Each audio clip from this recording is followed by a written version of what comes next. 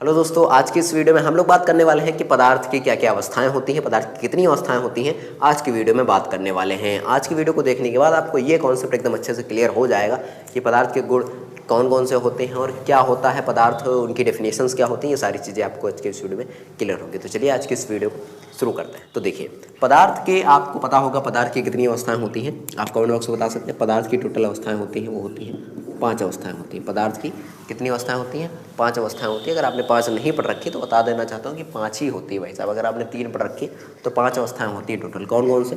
पहले होती है ठोस, ठीक, फिर आपने पढ़ा होगा द्रव है ना, और फिर आपने पढ़ा होगा गैस। लेकिन 2 और होती है जिनको हम बोलते हैं प्लाज्मा, और 5वें को बोलते हैं बोस-आइंस्टीन कंडेंसेट। तो उनके बारे में बात करेंगे। पहले हम 3 के बारे में डिटेल में बात करेंगे, फिर चौथी और 5वीं के बारे में बात करेंगे, ठीक है। पदार्थ की चौथी अवस्था प्लाज्मा है, 5वीं अवस्था बोस-आइंस्टीन कंडेंसेट है। तो उसके बारे में बात करना है। पहले हम ठोस के बारे में बात करते हैं। ठोस को इंग्लिश में हम लोग सॉलिड बोलते हैं, आपको पता होगा, है ना। अब सॉलिड शब्द सुन के आपके दिमाग में क्या आ रहा होगा कि सॉलिड कोई चीज़ मजबूत होगी, है ना। हाँ, मजबूत ही होता है। इसमें क्या होता है, हमने पदार्थ की डेफिनेशन पढ़ी थी, तो उसमें हमने पढ़ा था कि किसी भी चीज़ के द्रव्यमान हो, आयतन हो, तो उसे हम पदार्थ बोलते हैं, ठीक है। तो जो सॉलिड होता है, सॉलिड में आप याद रखना कि जो स्थान घेरते मतलब उसका वॉल्यूम होता है, यानी आयतन होता है ना। और अगर हम बात करें ठोस अवस्था को पढ़ने के लिए तो इसमें 2 शब्द आपको याद रखने हैं कि आकार और आयतन। क्या याद रखना? आकार और आयतन याद रखना। आकार क्या होता है? किसी भी चीज़ का शेप, है ना। किसी भी बॉडी यानी किसी भी वस्तु का शेप क्या होता है ना। शेप मतलब उसका आकार कैसा है। आयतन मतलब कितनी जगह घेरता है ना। तो जिस भी चीज़ का आकार निश्चित होता है यानी फिक्स होता है, वो बदलता नहीं है, तो वो, और जिसका आयतन भी फिक्स होता है ना, जिसका आकार और आयतन क्या होता है? फिक्स होता है, बदलता नहीं है, वो क्या कहलाता है? वो हमारा कहलाता है सॉलिड। एग्जाम्पल लो, जैसे मान लो लोहा है। क्या है? लोहा यानी आयरन है, ठीक। तो लोहा है, लोहे की आपने एक रॉड ली ऐसे, है ना। तो लोहे का जो आयतन है, आयतन मतलब कि अगर इसको कहीं पे रखोगे तो जो जगह जो घेरेगा वो फिक्स घेरेगा, चाहे यहाँ पे रख दो चाहे दिल्ली में जाके कहीं पे रख दो, है ना। आकार इसके रॉड का जैसा है उतना ही रहेगा, आकार भी जैसा है वैसा रहेगा, है ना। यानी इसका जो आकार है वो बदलेगा नहीं, जैसा है वैसा रहेगा, ठीक। तो अगर इसका आकार चेंज हो जाता तो हम कहते हैं जो इसका सॉलिड ये नहीं है, लेकिन इसका आकार और आयतन दोनों सेम रहेगा। इस तरीके की चीज़ें हम क्या कहते हैं? उनको बोलते हैं सॉलिड। लिक्विड अब क्या होता है? यानी द्रव को बोलते हैं लिक्विड। हाँ, तो द्रव क्या होता है? तो द्रव होता है, इसमें भी वही सब याद रखना, आकार और आयतन, है ना। इसमें आकार जो होगा वो अनिश्चित होगा यानी बदल जाता है। आप कहोगे कैसे बदल जाएगा, अभी मैं आपको समझाऊंगा, है ना। और आयतन जो होता है वो फिक्स होता है यानी निश्चित होता है। आयतन क्या होता है? निश्चित होता है। मतलब कि देखो, जैसे मान लो आप 1 लीटर पानी लेते हो, आपके पास कोई बोतल है ऐसे, ये आपके पास एक बोतल है, ठीक। ये बोतल बड़ी अजीब बन गई, ये मान लो कि बोतल, ठीक। तो इस बोतल में आपने 1 लीटर पानी भर लिया, है ना। तो इस बोतल में पानी जो भरा है उसका अब आकार कैसा है? इस बोतल के आकार। लेकिन अगर यही पानी हम ला दे तो किसी लोटे में, तो अब जो ये पानी है वो इस लोटे का आकार ले लेगा। लेकिन पानी तो 1 लीटर था और वो अब भी 1 ही लीटर रहेगा, लेकिन इसका जो आकार है वो चेंज हो गया। पहले इस बोतल का शेप का था, अब इस लोटे का शेप का हो गया। तो ऐसे इसका चेंज हो जाता है। तो जिसका, अब देखो, ठोस की डेफिनेशन क्लियर है। जिसका आकार और आयतन निश्चित होता है उसे हम बोलते हैं ठोस। जिसका आकार अनिश्चित होता है लेकिन आयतन निश्चित होता है उसे हम द्रव बोलते हैं। Simple definition. और गैस क्या होती है? यानी कि गैसेस, ठीक। तो गैसेस स्टेट क्या होती है? गैसीय अवस्था। गैसीय अवस्था होती है जिसका जो है ना आकार निश्चित हो ना आयतन निश्चित हो, यानी दोनों अनिश्चित होते हैं। आकार और आयतन क्या हो? दोनों क्या हो? अनिश्चित हो। आकार और आयतन क्या हो? दोनों अनिश्चित हो। अनिश्चित का मतलब कि फिक्स ना हो। क्या हो ना हो? फिक्स ना हो, है ना। जैसे मान लो कि आप गैस लेके आए, कोई भी गैस है ना, कोई भी गैस है। अब गैस मान लो आपने उस जगह पे छोड़ दी। मान लो आप लेके आए हाइड्रोजन गैस लेके आए, ठीक। आप हाइड्रोजन गैस लेके आए और हाइड्रोजन गैस क्या की? एक कमरे में छोड़ दिया। आप हाइड्रोजन मान लीजिए लेके आए थोड़ी सी, है ना, उसको यहाँ पे छोड़ दिया, वो पूरे कमरे में क्या हो जाएगी? फैल जाएगी।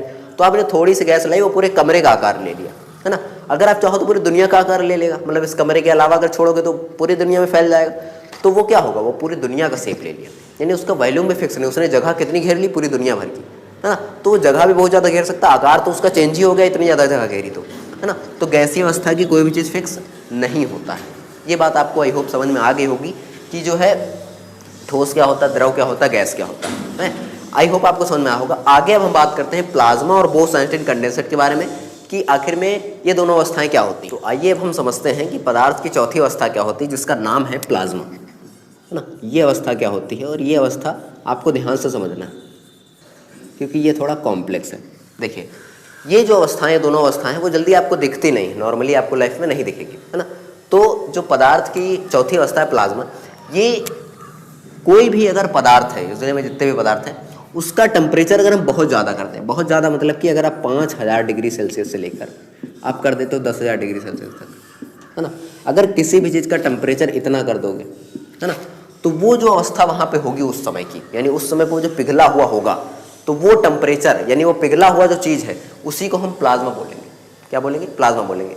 यानी मान लो आपने लोहे को बहुत गर्म कर दिया, बहुत गर्म कर दिया, कितना गर्म कर दिया? इतना गर्म कर दिया, तो वो जो स्टेट होगी उस लोहे की, वो वाली स्टेट नहीं होगी, वो होगी इस प्लाज्मा स्टेट में। समझ गए कि नहीं? जो ये स्टेट जो है कहाँ पे मिलती है? ये स्टेट हमको जो तारे होते हैं, क्या होते हैं? तारे, यानी स्टार्स, है ना। स्टार्स का टेम्परेचर इतना होता है, स्टार का टेम्परेचर बहुत होता है, 50 लाख करोड़ डिग्री सेल्सियस, मतलब बहुत ज़्यादा होता है। क्योंकि आप देखते नहीं, मतलब जैसे सूरज है, सूरज हमको क्यों रोशनी देता है? क्योंकि वो जलता रहता है ना। एक वो है, सूरज जैसा बनना है तो सूरज जितना जलना होगा, है ना। ये भी तो एक डायलॉग है। तो सूरज बहुत ज़्यादा जलता है। जलता क्यों है? क्योंकि वहाँ पे स्टेट कैसी है? वो है प्लाज्मा, क्योंकि वहाँ पे टेम्परेचर बहुत ज़्यादा है। तो ये स्टेट ऐसी होती है कि आप समझें कि बिल्कुल मतलब ऐसी स्टेट इस पर आप चल नहीं सकते हो, आपके पैर धंसने लगेंगे, जैसे वो होती है, क्या बोलते हैं, दलदल, उस तरीके से स्टेट होती है ना। तो ये इस तरीके की स्टेट है। तो प्लाज्मा स्टेट जो होती है तारों में होती है।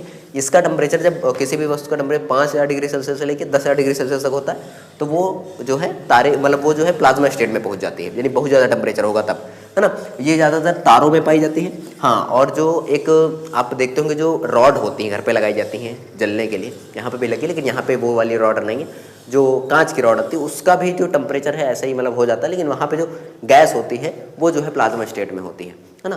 तो ये भी है। अब उसके बाद जो आपका अगला पॉइंट है वो है BEC, यानी बोस आइंस्टीन कंडेंसेट। तो BEC क्या होता है इसको भी मैं बता देता हूँ। BEC इसको बोलते हैं बोस आइंस्टीन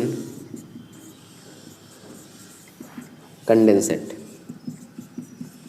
अब देखिए यहाँ पे बोस आइंस्टीन कंडेंसेट, बोस यहाँ पे जो है वो है सत्येंद्र नाथ बोस। सत्येंद्र नाथ बोस ये भारतीय वैज्ञानिक थे, है ना।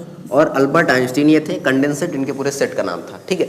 तो सत्येंद्र नाथ बोस और अल्बर्ट आइंस्टीन ने मिलकर, इन दोनों लोगों ने, मतलब सत्येंद्र नाथ बोस ने रिसर्च किया था, बताया था कि कोई ऐसी अवस्था भी आती है जो इन दोनों अवस्थाओं, इन चारों अवस्थाओं से भिन्न है ना। तो उनको इन्होंने अल्बर्ट आइंस्टीन के पास वो पेपर्स भेजे और अल्बर्ट आइंस्टीन ने कन्फर्म करके बताया कि हाँ ये वाकई में एक ऐसी स्टेट है जो कि पदार्थ की पांचवी अवस्था के रूप में जानी जा सकती है।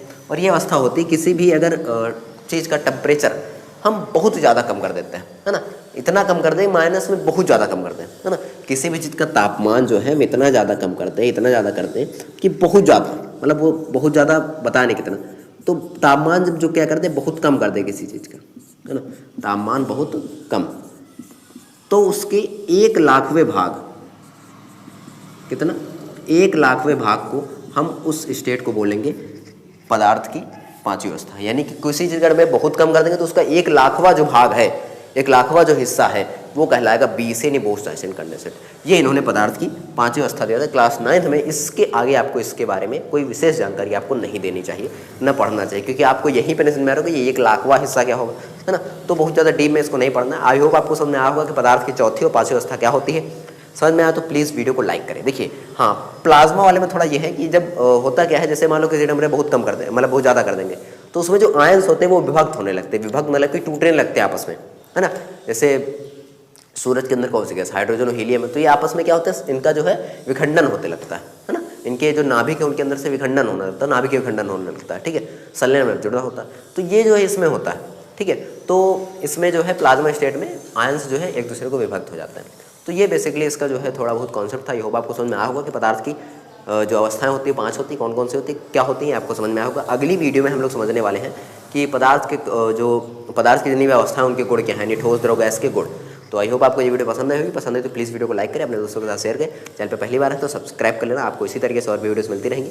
और भी किसी टॉपिक की वीडियो चाहते हो तो नीचे कमेंट बॉक्स में जरूर बताएं। मिलते हैं जल्दी नेक्स्ट वीडियो। सब तक के लिए जय हिंद, जय भारत।